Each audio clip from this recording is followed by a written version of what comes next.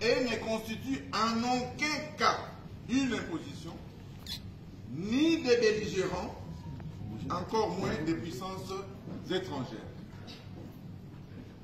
La Constitution a été conçue pour assurer le bon fonctionnement des institutions de la République, prévenir les conflits internes, promouvoir et consolider la cohésion et l'unité nationale, garantir les libertés publiques, promouvoir l'état de droit, empêcher les dérives dictatoriales et garantir une alternance démocratique régulière. En outre, il n'y a rien de plus faux que l'affirmation de M. Félix Tshilombo déclarant à Lubumbashi que l'article 217 serait responsable de l'occupation de nos terres par des étrangers. En réalité, là, il confond la notion de souveraineté avec la notion de cession de terre.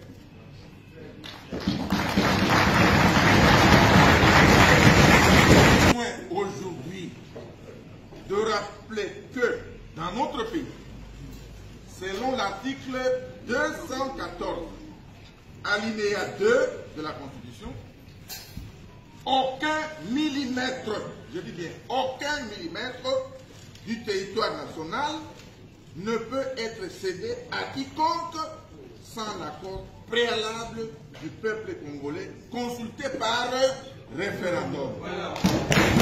Disposition de la Constitution du 18 février 2006 n'empêche M. Tshisekedi Tshilombo d'améliorer les conditions sociales du peuple congolais.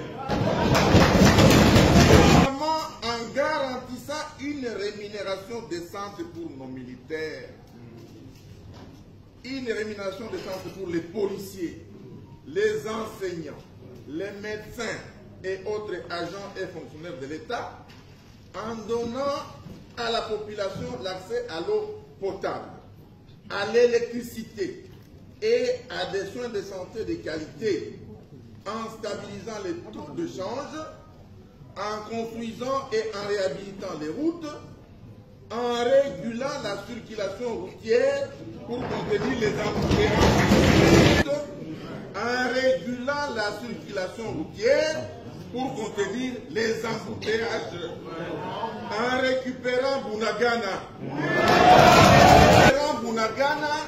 et la centaine d'autres localités occupées par le M23, en mettant fin à la guerre à l'Est, ainsi qu'à l'insécurité généralisée dans le pays.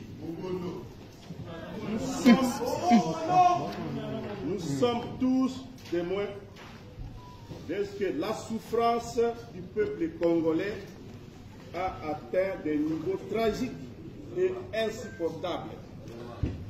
La corruption et le détournement des deniers publics sont devenus des pratiques institutionnalisées.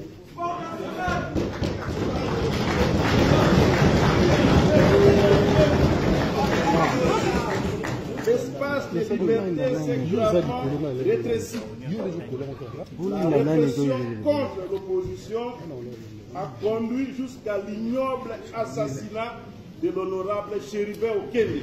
Les droits humains, le tribalisme, le népotisme, les arrestations arbitraires et détentions illégales des opposants, notamment à l'heure actuelle, Seth Kikouni, Jean-Marc Kaboun, Mike Moukebaï et bien d'autres, les arrestations arbitraires et détentions illégales également des journalistes et des défenseurs des droits humains sont désormais des faits quotidiens dans ces pays.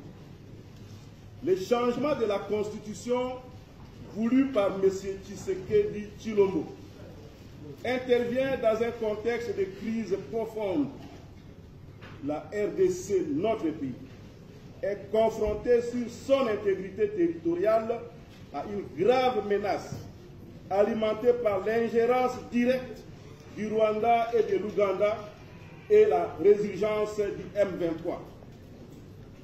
À cela s'ajoutent les violences des ADF à Beni et Irumu, de Kodeko et Zaïre, qui sont des groupes armés en Ituri, la présence de troupes burundaises au sud Kivu, les massacres perpétrés par les Mobondo dans les territoires de Kwamut, de Bagata, de Kenge,